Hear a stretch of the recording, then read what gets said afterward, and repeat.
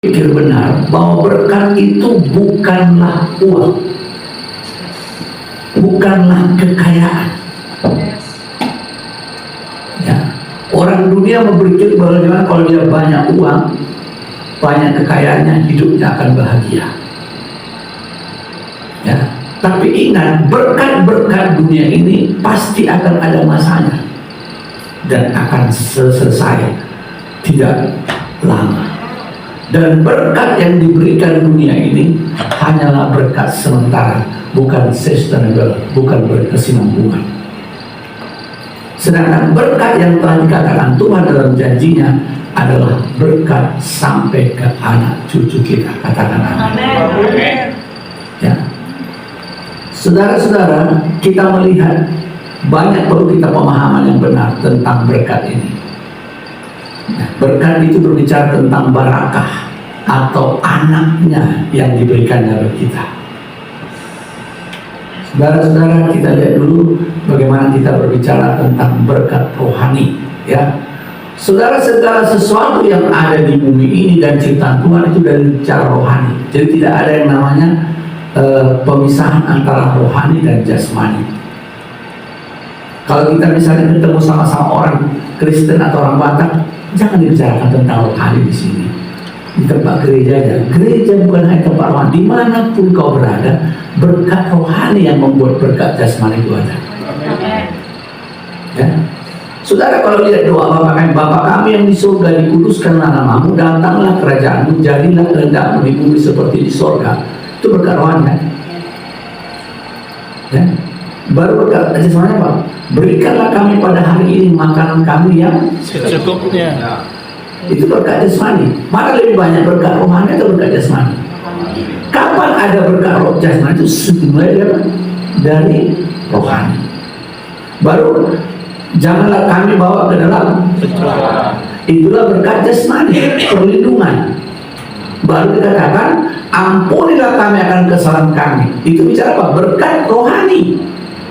Dan saudara-saudara,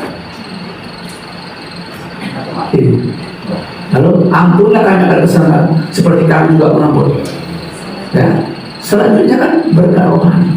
Kita melihat bagaimana berkat rohani pertama. Saudara-saudara, kita baca dulu Kejadian 2 ayat 7 dan 8.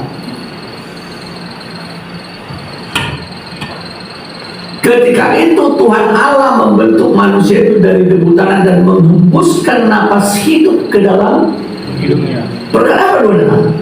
Napas hidup. Hari ini napas hidupmu apa? Firman. Ketika manusia jatuh dalam dosa, dia tidak punya lagi nafas kehidupan dan tidak ada lagi roh Tuhan pada dia. Demikianlah manusia itu menjadi makhluk yang dari mana katakan makhluk hidup? Ketika dari berkat rohani. Amin.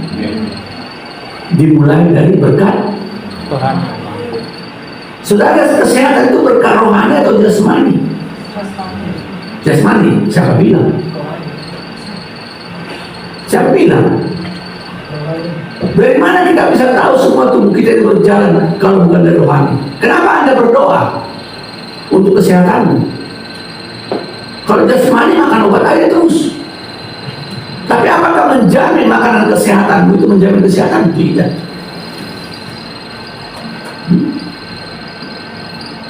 Kekayaan rupanya berkat jasmani atau rohani? Kenapa dikatakan Tuhan, aku meninggalkan kepadamu kuberikan damai sejahtera. Tidak seperti apa yang Anda bisa punya uang banyak. Kalau Anda mengandalkan kekuatanmu, pasti Anda tidak tenang. Ya.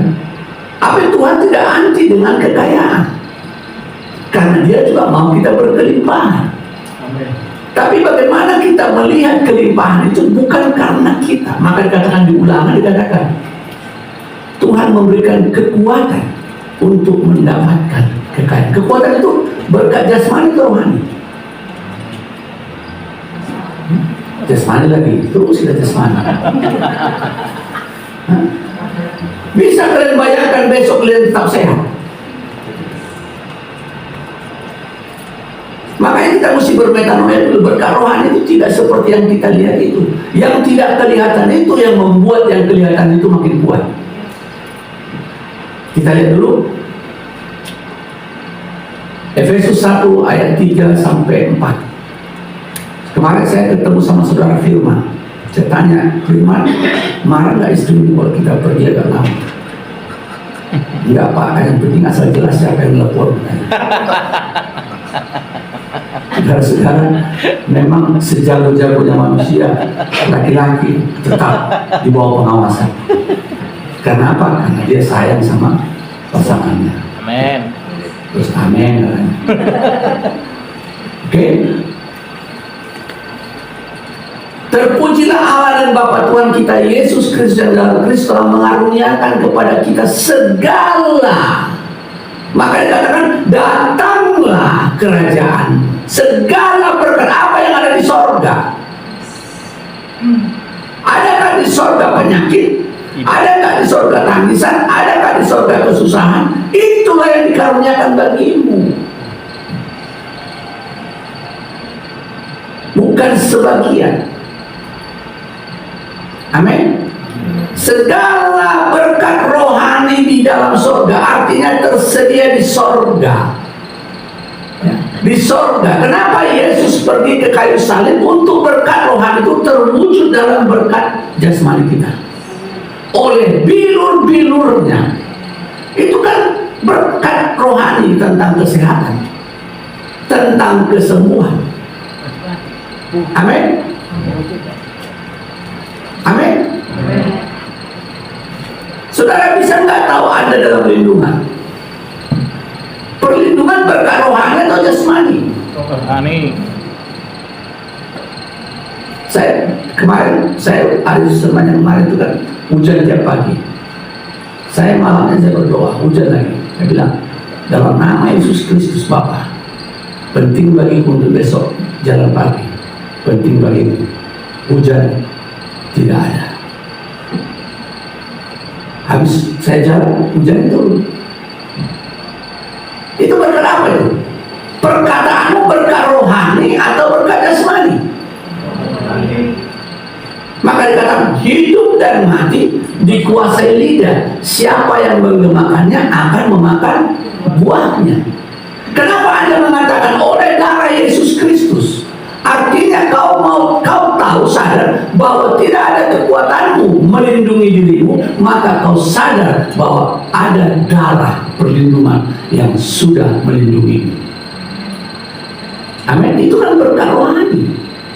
Makanya mulailah selalu dengan rohani, maka semua jasmani akan mengikutimu. Maka dikatakan carilah dahulu kerajaan Allah dan kebenarannya, ya, maka semuanya akan ditambahkan.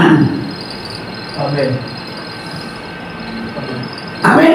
Artinya prioritaskanlah rohanimu, semuanya akan ditambahkan. Jangan kau prioritaskan pekerjaanmu daripada rohanimu. Kau akan lelah, akan capek, kan stres dan depresi. Makanya kalau kita baca Alkitab, kita melihat ada yang namanya takut akan Allah. Kalau bahasa Inggris yang takut itu adalah afraid, ketakutan.